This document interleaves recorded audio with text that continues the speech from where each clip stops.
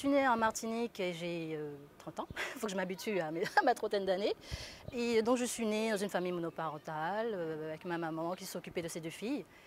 Et l'écriture est venue à moi de façon très naturelle. J'écrivais des petites phrases, des petites choses, ou des petits sortilèges sur des bouts de nappe, des bouts de papier ou des cahiers quadrillés.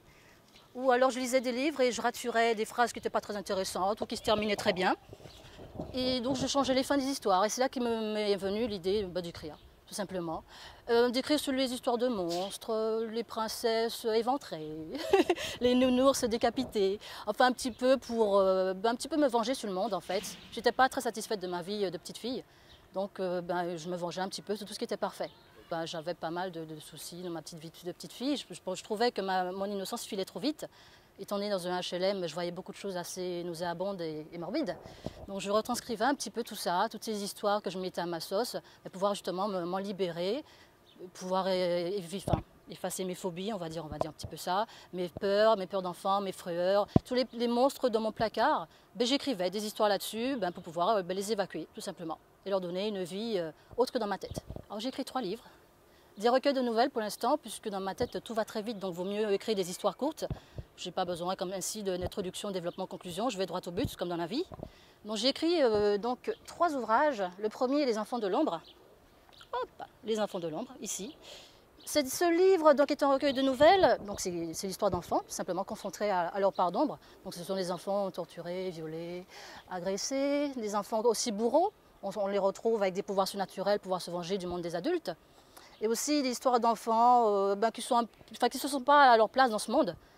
Et finalement, ils développent des pouvoirs surnaturels ou des attitudes assez néfastes, on va dire. Donc dans chaque personnage, c'est un petit peu de moi qu'on retrouve. Donc toutes mes phobies, mes peurs, ma vision du monde ou ce que je voudrais faire au monde si je pouvais le changer. C'est vrai qu'en tant qu'enfant, j'ai l'impression de ne pas avoir ma place, ni mes amis d'ailleurs.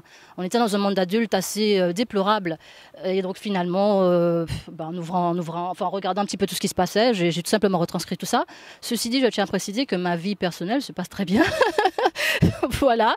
Justement, je compense en ayant une petite vie tranquille pour pouvoir compenser par rapport à ce qui se passe autour. Effectivement, j'ai ouvert une maison d'édition au mois d'avril 2010.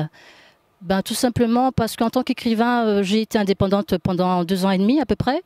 Je voulais pas entrer dans le marché du livre avec tout ce qui est éditeur, contrat d'édition, où finalement l'écrivain n'est rien. Voilà, il ne suffit pas d'écrire des livres pour avoir un quelconque impact sur ce marché. Donc pour pouvoir avoir un minimum d'influence, pouvoir aider d'autres auteurs qui sont au même niveau que moi et pouvoir un petit peu faire péter les barrières. Tout simplement, je suis passée du côté marketing et commercial, beaucoup moins reluisant malheureusement, et pour pouvoir utiliser mon expérience et pouvoir aider d'autres auteurs. Voilà. J'ai beaucoup de projets, je crois qu'il me faudrait 10 vies au moins. Bon, déjà le premier projet, on va dire à court terme, c'est un recueil de jeunesse. Donc c'est Aylan et le monstre du placard. Donc c'est la même thématique que mes livres habituels, sauf que là j'ai voulu m'adresser aux enfants. Donc avec un langage un peu plus simple et un peu plus jovial, on va dire. Voilà, donc parler justement de ce fameux monstre du placard auquel les enfants croient énormément et les parents non. Donc c'est donner une vie à ce petit monstre et surtout le rendre plus agréable, plus gentil, tout simplement. Et leur éviter justement cette fameuse peur et leur faire comprendre que le monstre du placard n'est pas forcément un mauvais ourson.